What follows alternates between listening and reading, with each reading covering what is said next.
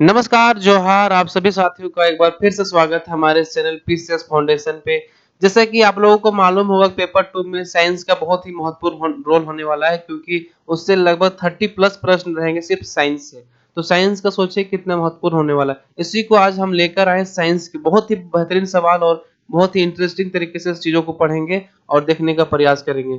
चलिए क्लास को स्टार्ट करते हैं बिना किसी देरी के। अगर जो किन्हीं को यह पीडीएफ चाहिए तो टेलीग्राम ग्रुप ज्वाइन कर लीजिएगा, वहां से यह पीडीएफ आपको प्राप्त हो जाएगा। डिस्क्रिप्शन में इसका लिंक दिया हुआ है, वहां से ज्वाइन कर सकते हैं। चलिए पहला प्रश्न रहा आपके सामने ये कि बहुत ही मजेदार प्रश्न है कि मनुष्यों में प्रजनन किस प्रकार के निषेचन के द्वारा होता है। मनुष्यों में प्रजनन किस प्रकार के निषेचन के द्वारा होता है, तो बताइए आप लोग किस प्रकार के निषेचन के द्वारा होता है। तो इसका जो सही आंसर हो जाएगा ये आंतरिक निषेचन के द्वारा या इसका निषेचन होता है। चलिए थोड़ा डिटेल से जानते हैं कि मानव में प्रजनन यौन प्रजनन द्वारा होता है, जहां पर नर और मादा दोनों युग्मक एक भ्रूण को जन्म देने के लिए निषेचित होते हैं। मानव भ्रूण का निषेचन मादा के शरीर के अंदर होता है, अतः इसे आंतरिक निषेचन कहते हैं, यानी कि आंतरिक निषेचन मतलब कहते हैं। और इसका जो नर और मादा दोनों युग्मक एक भ्रूण को जन्म देने के लिए निषेचित होते हैं। आगे बढ़ते हैं। आम का वनस्पतिक नाम क्या है? बहुत ही महत्वपूर्ण प्रश्न है कि आम का वनस्पतिक नाम क्या है। आप लोग जानते भी होंगे कि आम का जो वनस्पतिक नाम है मैंगीफेरा इंडिका इसका वनस्पतिक नाम है। और चीज देखते हैं इसके बारे में कि मैंगीफेरा इंडिका इसका जो वनस्पतिक नाम है। तो नारियल का भी वनस्पतिक नाम क्या है? कोकस न्यूसीफेरा। नारियल का वनस्पतिक नाम क्या है? Nucifera, कोकस nucifera. अशोक का पेड़ का जो नाम है वनस्पतिक नाम, उसको क्या बोलते हैं? उसको बोलते हैं मोनून लॉन्गिफेलियम। मोनून लॉन्गिफोलियम इसका अशोक का पेड़ का। केसुरीना आयरनवुड ऑस्ट्रेलियाई पाइन का वनस्पतिक नाम है। केसीरुइना आयरनवुड जो है ऑस्ट्रेलियाई पाइन का वनस्पतिक नाम है। चलिए आगे बढ़ते हैं, बहुत ही महत्वपूर्ण होगा आज से क्लास, आज अंत तक बने रहिए बस।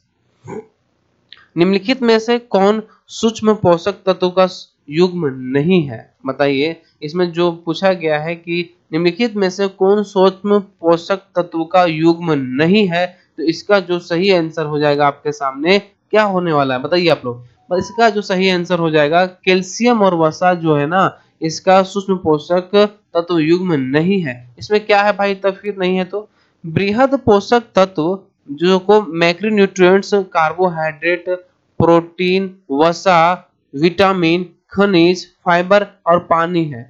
कौन कौन सा है बृहद पोषक तत्व में, जिसको बोलते हैं क्या? मैक्रो न्यूट्रिएंट्स, जिसको इसमें क्या है? कार्बोहाइड्रेट, प्रोटीन, वसा, विटामिन, खनिज, फाइबर और पानी है। आयरन, कोबाल्ट, क्रोमियम, आयोडीन, तांबा, जस्ता, मेल्बेडेनम कुछ सूक्ष्म पोषक तत्व है, सूक्ष्म पोषक तत्व है। छह आवश्यक पोषक तत्व कौन कौन सा है? छह मतलब आवश्यक पोषक तत्व जो है, पहला हो गया विटामिन, खनिज, प्रोटीन, वसा, पानी और कार्बोहाइड्रेट, जो क्या है? छह आवश्यक पोषक तत्व है।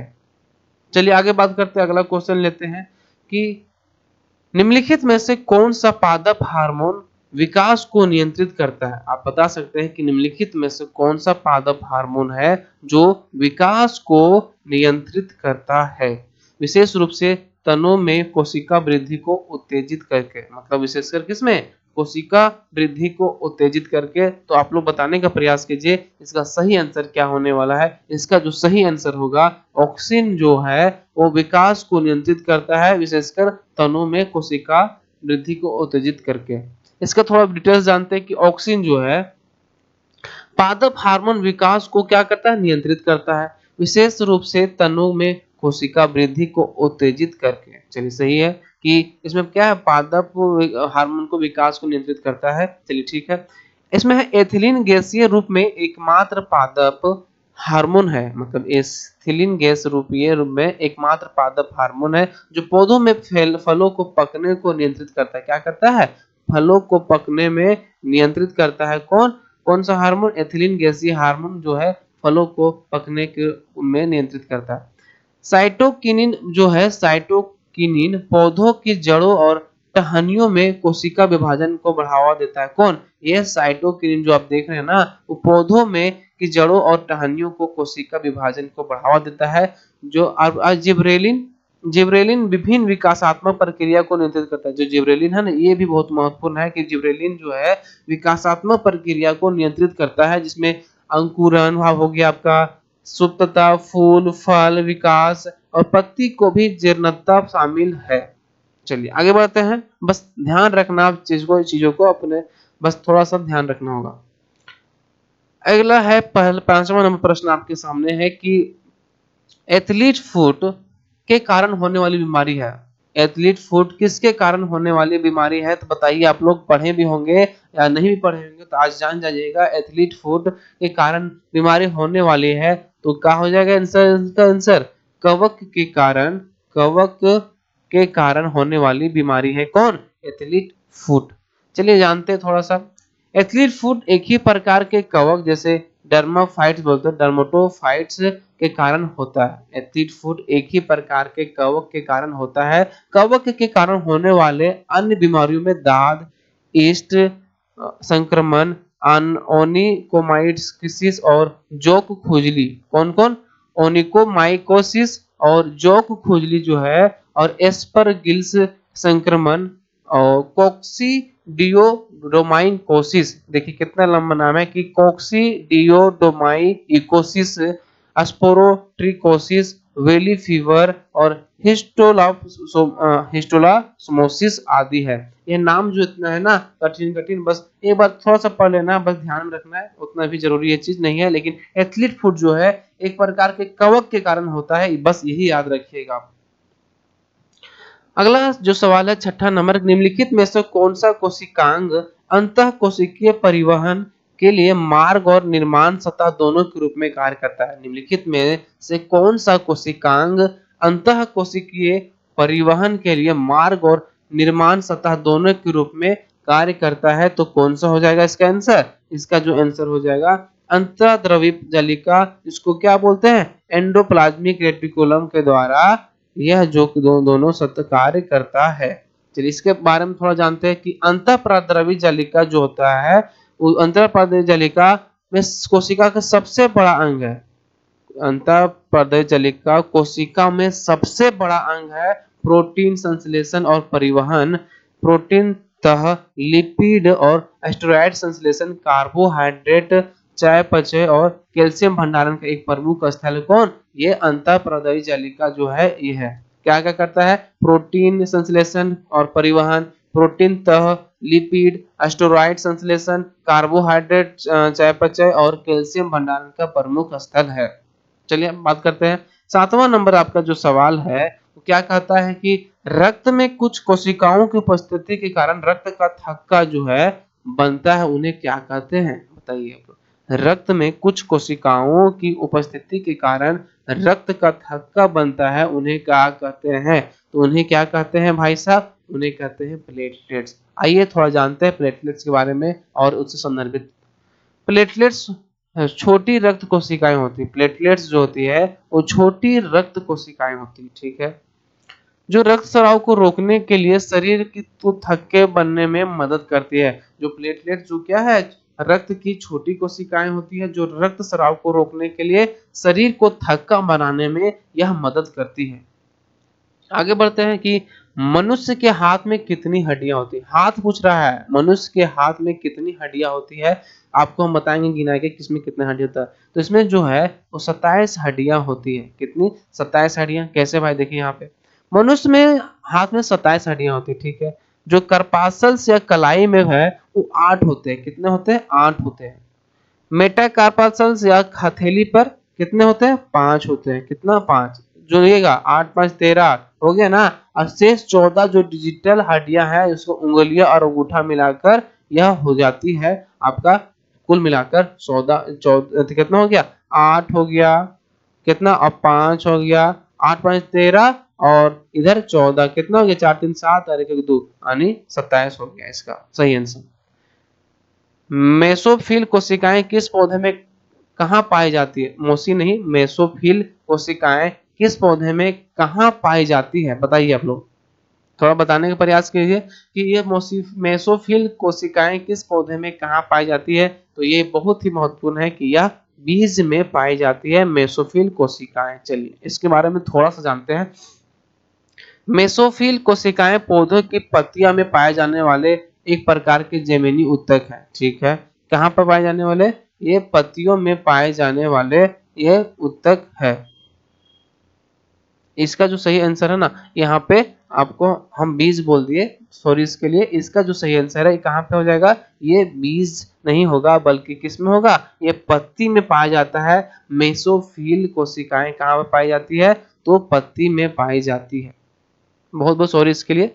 जो मेसोफिल कोशिकाएं पौधे की पत्तियों में पाए जाने वाले एक प्रकार का जमीनी ऊतक है। क्या है? जमीनी ऊतक है।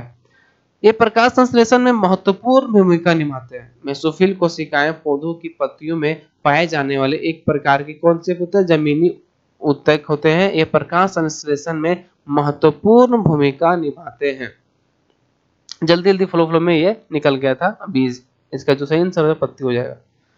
निम्नलिखित में से कौन सा हार्मोन मस्तिष्क द्वारा स्रावित होता है? निम्नलिखित में से कौन सा हार्मोन मस्तिष्क के द्वारा स्रावित होता है जो नींद जागने के चक्र को नियंत्रित करने में मदद करता है? मस्तिष्क द्वारा स्रावित होता है जो नींद और जागने को चक्र को नियंत्रित करता है, मदद करता है। तो कौन सा हो जाएगा इसमें? इसमें जो सही आंसर हो जाएगा आपका कौन सा हो जाएगा? तो ये मेलाटोनिन जो है ये नियंत्रित करता है। मेलाटोनिन, इसमें थोड़ा जानते हैं। मेलाटोनिन हार्मोन जो है मस्तिष्क के द्वारा स्रावित होता है जो नींद जागने को के चक्र को विनियमित करने में मदद करता है। मेलाटोनिन हार्मोन जो है मस्तिष्क द्वारा स्रावित होता है जो नींद जागने के चक्र को विनियमित करने में मदद करता है। मेलाटोनिन का उत्पादन सेरोटोनिन यानी जिसको क्या बोलते हैं? ट्रिप्टोफैन से बना होता है। जो सेरोटोनिन है वो ट्रिप्टोफैन से बना होता है जो एक एंजाइमी अभिक्रिया का एक कैस्केड के माध्यम से होता है। किसके माध्यम से होता है? कैस्केड के माध्यम से होता है। इसका उत्पादन शाम के अंधेरे के साथ बढ़ता है। शाम के अंधेरे के साथ क्या करता है? बढ़ता है और स्वस्थ नींद को बढ़ावा देता है। क्या बोलता है? स्वस्थ नींद को बढ़ावा देता है और हमारे सर्केडियन लय को उन्मुख करने में मदद करता है। क्या करता है? सर्केडियन लय को उन्मुख करने में हमारी यह मदद करता है। अगला बात करें। अगला जो है यह फिजिक्स से प्रश्न है कि श्वेत प्रकाश उसके घटक रंगों में विभक्त होना कहलाता है। जो श्वेत जो प्रकाश है का उसके घटक रंगों में विभक्त होना कहलाता है। क्या कहलाता है? तो इसका जो सही आंसर होने वाला है वो क्या कहलाता है बताइए आप लोग। थोड़ा सा दिमाग लगाइएगा तो इसका जो सही आंसर है वर्ण विक्षेपण जो है ये प्रकाश श्वेत प्रकाश के उसके घटक रंगों में विभक्त होना कहलाता है। कौन? विभक्त होना यह कहलाता है वर्ण विक्षेपण। थोड़ा जानते हैं इसके बारे में। श्वेत प्रकाश अपने घटक रंगों में विभाजित होने की इस घटना को वर्ण विक्षेपण कहा जाता है। भौतिकी में अपवर्तन एक तरंग का पुनर्निर्देशन है क्योंकि एक माध्यम से दूसरे माध्यम में जाता है। एक माध्यम से दूसरे माध्यम में जाता है। जब प्रकाश की किरण किसी चिकनी बात करें, जब प्रकाश की किरण किसी चिकनी पॉलिश की से हुई सतह पर पहुंचती है और वह प्रकाश की किरण वापस आती है तो इसे प्रकाश का परिवर्तन करते हैं। जैसे कि चिकनी सतह पहुंची और फिर वापस आ गई तो उसको क्या बोलते हैं? प्रकाश का परिवर्तन बोलते हैं। अब प्रकीर्णन, अब हम बात करें प्रकीर्णन तो भौतिकी में यह एक कण के दूसरे कण से टकराने, एक कण का दूसरे कण से टकराने के कारण गति की दिशा में परिवर्तन प्रकीर्णन है। क्या है? गति की दिशा में परिवर्तन क्या है? प्रकीर्णन है। और वो अब जो ऊपर क्या हम लोग पढ़े थे, प्रकाश का जो ऊपर पढ़ रहे थे जो चिकनी पॉलिश से होते हुए पहुंचती है उसको क्या बोलते हैं? उसको बोलते हैं क्या? उसको बोलते हैं प्रकाश अपवर्तन का जो होता है ये उसको बोलते हैं। सूर्य द्वारा उत्सर्जित प्रकाश का रंग क्या है? सूर्य द्वारा उत्सर्जित जो प्रकाश का रंग क्या है? बहुत ही महत्वपूर्ण प्रश्न होगा कि सूर्य द्वारा उत्सर्जित जो प्रकाश का रंग है वो क्या है? तो इसका जो सही आंसर हो जाएगा वो आप जान रहे होंगे कि इसका जो रंग है वो सफेद है। इसका तो थोड़ा डिस्क्रिप्शन देखते हैं कि सूर्य द्वारा उत्सर्जित उत्सर्जित प्रकाश जो है सफेद होता है।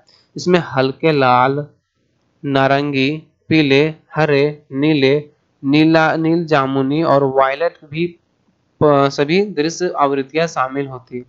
जो सभी इंद्रधनुष के रंग बनते हैं, रंग पैटर्न को याद रखने के लिए एक शब्द को आप याद रख सकते हैं, विबज्योर। इसको आप याद रख लीजिएगा तो आपको रंग पैटर्न याद रखने के लिए यह बहुत ही महत्वपूर्ण हो जाएगा। कौन सा है? विबज्योर, जो शुरुआती अक्षरों से उल्टे क्रम में बनता है। चलिए आगे बढ़ते हैं। अगला प्रश्न है कि तैराकों को पानी में तैरने में कौन सा बल मदद करता है? जो पानी में जो लोग तैरता है ना, उसमें कौन सा बल मदद करता है? बताइए। इसमें जो मदद करता है, उत्प्लावन बल इसमें तैरने में मदद करता है। इसके बारे में जानते हैं। उत्प्लावन बल किसी वस्तु पर आंशिक रूप से या पूरी तरह से पानी में डूबी हुई वस्तु पर उसके ऊपर की ओर लगने वाला बल होता है। क्या होता है कि उत्प्लावन बल किसी वस्तु पर आंशिक रूप से या पूरी तरह से पानी में डूबी हुई वस्तु पर ऊपर की ओर लगने वाला उत्प्लावन बल होता है। अगला सवाल है, दो बिंदु आवेशकों के बीच आकर्षण या प्रतिकर्षण बल पर निम्नलिखित में से कौन सा नियम लागू होता है? जो दो बिंदु आवेशकों जो है के बीच आकर्षण या प्रतिकर्षण बल पर निम्नलिखित में से कौन सा नियम लागू होता है? इसमें जो सही आंसर हो जाएगा आपका कौन सा हो जाएगा? इसमें जो कूलम्ब का नियम है ना, कूलम्ब का नियम, ये दो आवेशकों के बीच आकर्षण या प्रतिकर्षण बल पर लगता नियम लागू होता है। इसका थोड़ा बारे में जानते हैं कि कूलम्ब के नियम के अनुसार, अगर हम कूलम्ब के नियम के अनुसार दो आवेशित पिंडों के बीच आकर्षण या प्रतिकर्षण बल उनके अवशेषों के गुणनफल के समानुपाती होता है। क्या होता है? अवशेषों के गुणनफल के समानुपाती होता है और उनके बीच की दूरी को वर्ग में व्युत्क्रमानुपाती होता है। क्या होता है?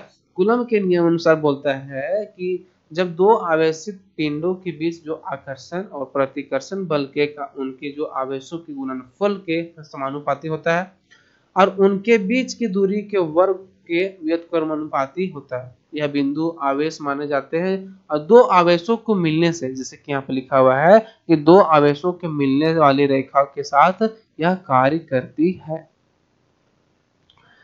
Capillary feed fountain, capillary feed जो फाउंटेन पेन का आविष्कार किसने किया था? बताइए आप लोग। कैपिलरी फीड जो फाउंटेन पेन का आविष्कार किसने किया था? तो कौन हो जाएगा यहाँ पे? एल.ई. जो वाटरमैन है उसके द्वारा फाउंटेन पेन का आविष्कार किया था। अगर किन्हीं भाई को यह पीडीएफ चाहिए तो याद रखिएगा, डिस्क्रिप्शन बॉक्स में लिंक दिया हुआ है, वहां से आप पीडीएफ को प्राप्त कर सकते हैं। एल.ई. वाटरमैन ने कैपिलरी फीड फाउंटेन पेन का जो है आविष्कार किया। किसका आविष्कार किया? फाउंटेन पेन का। अल्फ्रेड नोबेल का सबसे प्रसिद्ध आविष्कार जो है वो डायनामाइट था। याद रखिएगा, अल्फ्रेड नोबेल का जो सबसे प्रसिद्ध आविष्कार कौन सा है? तो डायनामाइट का। और वाटरमैन का जो है फीड फाउंटेन पेन है। इसी तरह आप बात करें, इयान डोनाल्ड एक प्रसूति रोग विशेषज्ञ थे जिन्होंने अल्ट्रासाउंड डायग्नोसिस विकसित किया था। किसने? अल्ट्रासाउंड जो डायग्नोसिस विकसित किया था, किसने किया था? इयान डोनाल्ड जो थे, इन्होंने विकसित किया था। डेविड ह्यूज ने कार्बन माइक्रोफोन का आविष्कार किया। देखिए सब एक दूसरे, इसमें हम एक चीज पढ़े क्या? एली वाटरमैन किसका आविष्कार किए थे? तो फीड फाउंटेन पेन का। इसी तरह अल्फ्रेड नोबेल किसका आविष्कार किए थे? डायनामाइट का। इयान डोनाल्ड एक प्रसूति रोग विशेषज्ञ थे, उन्होंने क्या किया? अल्ट्रासाउंड डायग्नोसिस विकसित किया था। इस तरह डेविड ह्यूज ने कार्बन माइक्रोफोन का आविष्कार किया था। चलिए आगे बढ़ते हैं। निम्नलिखित में से कौन से सेल का उपयोग घड़ियों में नहीं किया जाता? कौन सा सेल इनमें से है जो घड़ियों में उपयोग नहीं किया जाता है? इस सिल्वर ऑक्साइड तो किया जाता है, मरकरी सेल भी किया जाता है, जो है मरकरी सिंह भी किया जाता है, जिंक एयर सेल भी है, इसका भी उपयोग किया जाता है। लेकिन लेड एसिड सेल का उपयोग नहीं किया जाता है। क्यों नहीं किया जाता? चलिए जानते हैं कि घड़ियों में लेड एसिड सेल का उपयोग नहीं किया जाता है। यह एक प्रकार का रिचार्जेबल बैटरी है जिसका आविष्कार पहली बार 1859 में फ्रांसीसी भौतिक विज्ञानी गेस्टन प्लांट ने किया। इसका जो आविष्कार किसने किया? रिचार्जेबल बैटरी का आविष्कार किसने किया था? गेस्टन प्लांट ने किया था। अब यह तक बनाई गई पहली प्रकार की रिचार्जेबल बैटरी है। आगे बात करते हैं कि जुड़वा विरोधाभास के साथ जुड़ा हुआ है। जुड़वा विरोधाभास के साथ जुड़ा हुआ है। जुड़वा विरोधाभास के साथ जुड़ा हुआ है। क्या जुड़ा हुआ है? तो सही आंसर हो जाएगा आपको। कौन सा जुड़ा हुआ है? सापेक्षता का जो सिद्धांत है वो जुड़वा विरोधाभास से यह जुड़ा हुआ है। जानते हैं इसके बारे में कि जुड़वा विरोधाभास सापेक्षता के सिद्धांत से जुड़ा हुआ, ठीक है। इसमें समान जुड़वा शामिल है। क्या है? समान जुड़वा शामिल, जिनमें एक उच्च गति वाले रॉकेट में अंतरिक्ष में यात्रा करता है तो यह पता लगाने के लिए कि लौटता है कि पृथ्वी पर रहने वाले जुड़वा अधिक उम्र के हैं। क्या करता है? बोलता है कि इसमें समान जुड़वा शामिल है, जिनमें एक उच्च गति वाले रॉकेट में अंतरिक्ष में यात्रा करता है और यह पता लगाने के लिए लौटता है कि पृथ्वी पर रहने वाले जुड़वा अधिक उम्र के हैं। आगे बात करें 18 नंबर जो सवाल है आपका कि ओजोन के एक अणु में ऑक्सीजन के कितने परमाणु होते हैं? ऑक्सीजन के कितने परमाणु? ओजोन के एक अणु में ऑक्सीजन के कितने परमाणु होते हैं? तो हम बात करें ओजोन के एक अणु में ऑक्सीजन के 3 परमाणु होते हैं। कैसे? देखिए, ओजोन के एक अणु में ऑक्सीजन के जो है 3 परमाणु होते हैं। यह आणविक ऑक्सीजन के साथ सौर पराबैंगनी विकिरण के माध्यम से प्राकृतिक रूप से बनता है। किस रूप से बनता है? प्राकृतिक रूप से यह बनता है। ओजोन हमें सूर्य की हानिकारक पराबैंगनी किरणों से बचाती है। इसमें कितने परमाणु? 3 परमाणु होते हैं, ठीक है। यह आणविक ऑक्सीजन के साथ सौर पराबैंगनी विकिरण के माध्यम से प्राकृतिक रूप से बनाता है और ओजोन हमें सूर्य की हानिकारक पराबैंगनी किरणों से बचाती है। 19वां नंबर अगर सवाल हम देखें कि धातुओं को वह गुण जिसके कारण खींचकर पतले तार बनाए जा सकते हैं। आप लोग ये बचपन से पढ़ते आ रहे होंगे। इसका जो सही आंसर है, तन्यता धातुओं का वह गुण है। तन्यता धातुओं का वह गुण है जिसके कारण उन्हें खींचकर पतले तार बनाए जा सकते हैं। देखिए, तन्यता अगर हम बात करें, तन्यता बल एक प्रकार की बाहरी भौतिक शक्तियों को संदर्भित करती है जो किसी पदार्थ पर उसकी सतह से दूर खींचने की दिशा में लागू होती है। क्या बोलती है? कि भौतिक शक्ति को संदर्भित करती है जो किसी पदार्थ पर उसकी सतह से दूर खींचने की दिशा में लागू होती है। किसी पदार्थ को दबाने पर, जैसे कि संपीडक बल प्रतिबल की स्थिति में विकृत होकर दाब के लंबवत दिशा में फैलने का गुण आघातवर्धनता कहलाता है। इसमें क्या बोलता है कि किसी पदार्थ को दबाने पर विकृत होकर दाब के लंबवत दिशा में फैलने का गुण को आघातवर्धनता कहलाता है। चालकता को विद्युत चालन माप के रूप में परिभाषित किया जा सकता है। जो चालकता है ना, वो विद्युत चालन के माप के रूप में परिभाषित किया जा सकता है और किसी सामग्री की धारा को प्रवाहित करने की क्षमता को दर्शाता है। परिष्करण उच्च शुद्धता वाली धातुओं को प्राप्त करने के लिए धातुओं से अशुद्धियों को दूर करने की प्रक्रिया है। क्या है? परिष्करण जो है, परिष्करण अगर हम बात करें, ये जो बोल रहा है परिष्करण क्या करता है? उच्च शुद्धता वाले धातुओं को प्राप्त करने के लिए धातुओं से अशुद्धियों को दूर करने की प्रक्रिया परिष्करण कहलाती है। आगे बात करते हैं। अगला जो सवाल है कि सबसे दुर्लभ तत्व कौन सा है? बताइए कि सबसे दुर्लभ तत्व जो है कौन सा है? एस्टेटिन जो है, एस्टेटिन यह सबसे दुर्लभ तत्व है। कैसे भाई साहब? देखते हैं।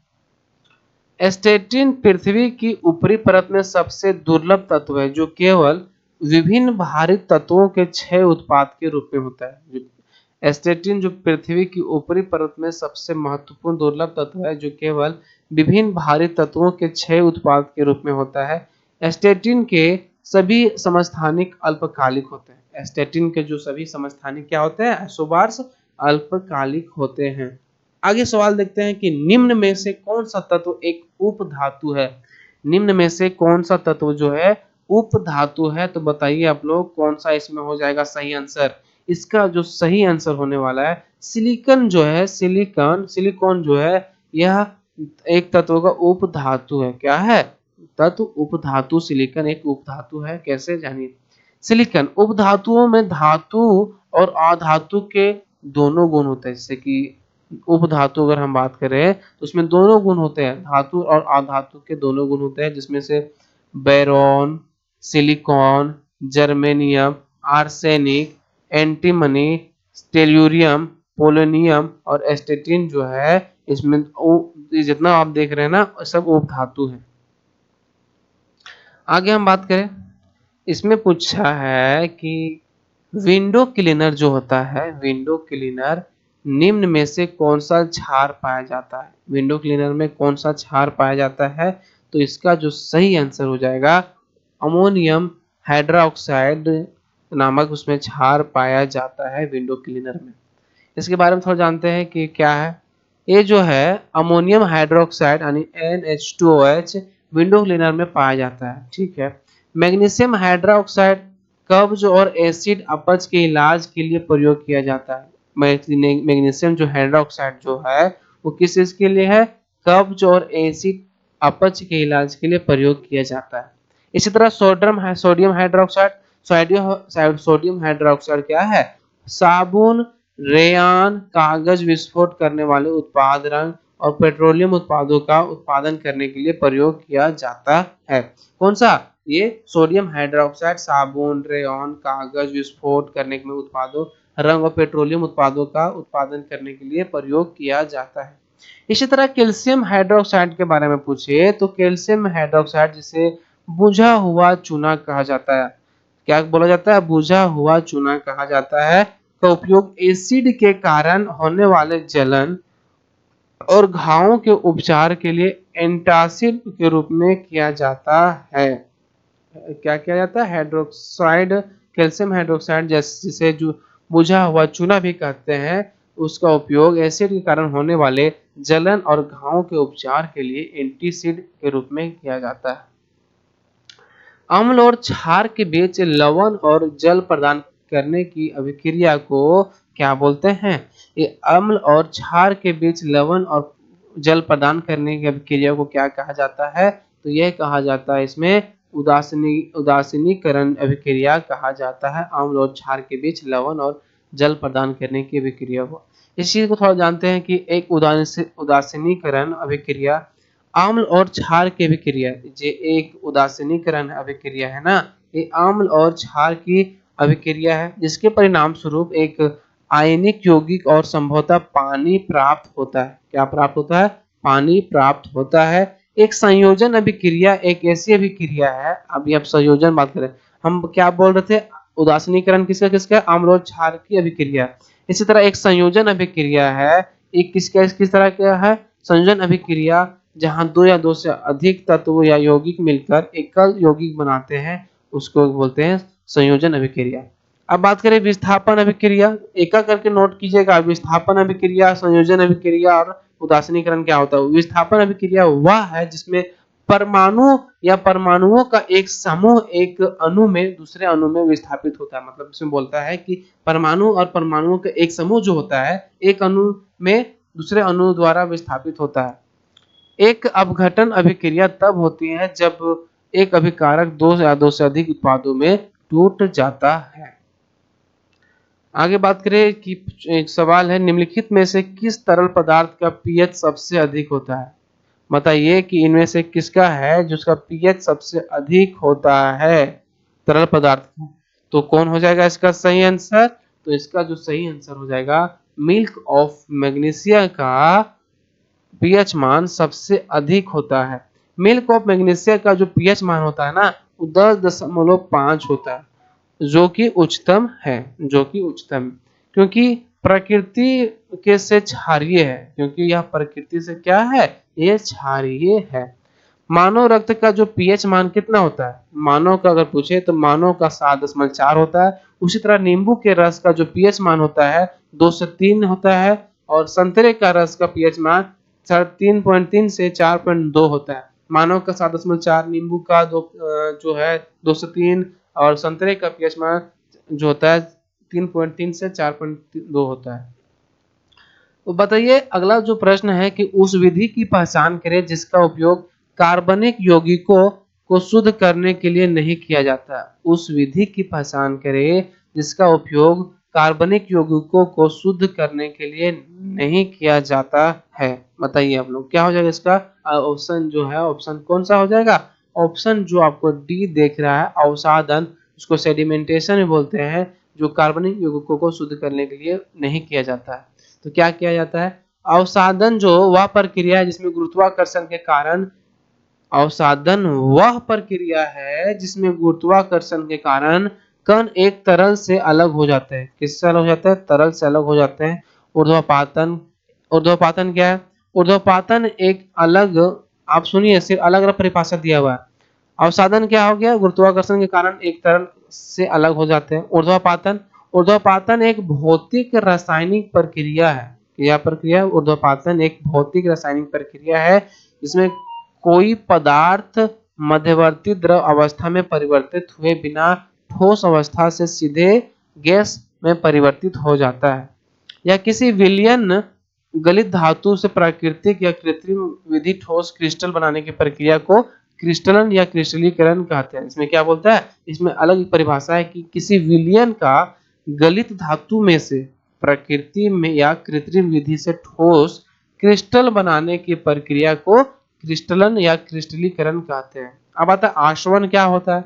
आसवन जानिए कि आसवन एक तरल मिश्रण घटकों या पदार्थों का चयनात्मक उबलने और संक्षेपण का उपयोग करके अलग करने की प्रक्रिया। और आसवन जो है डिस्टिलेशन जो बोलते हैं, एक तरल मिश्रण से घटक या पदार्थों को चयनात्मक उबलने और संक्षेपण का उपयोग करके अलग करने की प्रक्रिया ही आसवन कहलाती है। अगला सवाल है कि निम्नलिखित में से कौन आधुनिक आवर्त सारणी का एक उत्कृष्ट रासायनिक तत्व है? निम्नलिखित में से कौन आधुनिक आवर्त सारणी का एक उत्कृष्ट रासायनिक तत्व कौन सा है? तो इसका जो सही आंसर होने वाला है कौन सा हो जाएगा? तो इसका जो सही आंसर है, बताइए आप लोग, थोड़ा सा बताने का प्रयास कीजिए। इसका जो सही आंसर है वो नियोन है। किसका? आधुनिक आवर्त सारणी का एक उत्कृष्ट रासायनिक तत्व नियोन है।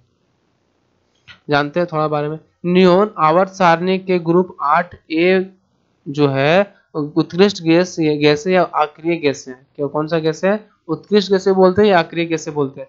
हीलियम। अक्रिय गैस कौन कौन सा है? Helium, neon, argon, krypton, xenon और रेडॉन। ये तत्व वस्तुतः अन्य तत्वों या यौगिकों के प्रति अक्रियशील होते हैं। क्या होते हैं? जो आप सुन रहे हैं, helium, neon, argon, krypton, xenon, radon, ये तत्व वस्तुतः क्या होते हैं? ये यौगिकों के प्रति अक्रियाशील होते हैं। अगला नंबर सवाल है कि एक समूह 16 तत्व के सबसे बाहरी कोश में कितने इलेक्ट्रॉन होते हैं? एक समूह के सबसे बाहरी कोश में कितने इलेक्ट्रॉन होते हैं? बताइए कितने इलेक्ट्रॉन होते हैं? तो इस जो इलेक्ट्रॉनों की संख्या सबसे बाहरी कोश में होता है वो 6 होता है। जो क्या बोलता है? समूह 16 तत्व के सबसे बाहरी कोश में कितने इलेक्ट्रॉन होता है? तो 6। कैसे?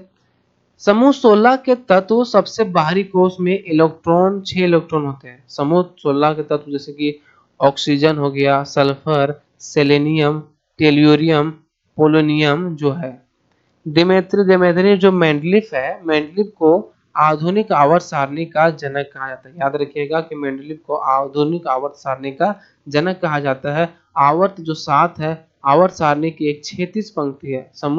एक समूह 18 समूह जो आवर्त सारणी की एक ऊर्ध्वाधर पंक्ति है। ठीक है, आगे बात करें। इसमें पूछ रहा है कि निम्न में से किसमें सबसे कम गलनांक होता है? बताइए सबसे कम गलनांक जो होता है वो किसमें होता है?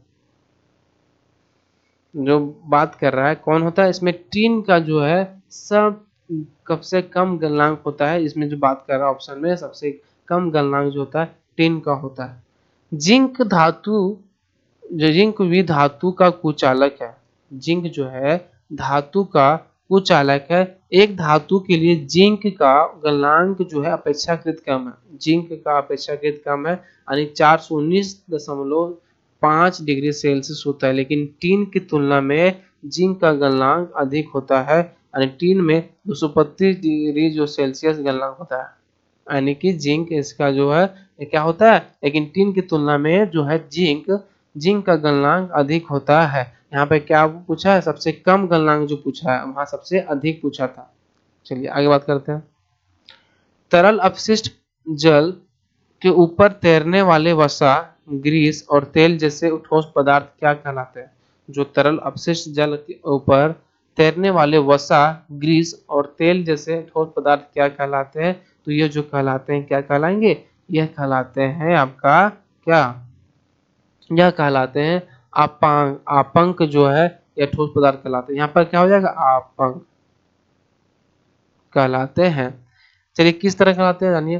तरल अपशिष्ट जल के ऊपर तैरने वाले वसा, ग्रीस और तेल जैसे ठोस पदार्थ आपंक कहलाते हैं। यूरिया जैसे कि कार्बामाइड के रूप में भी जाना जाता है।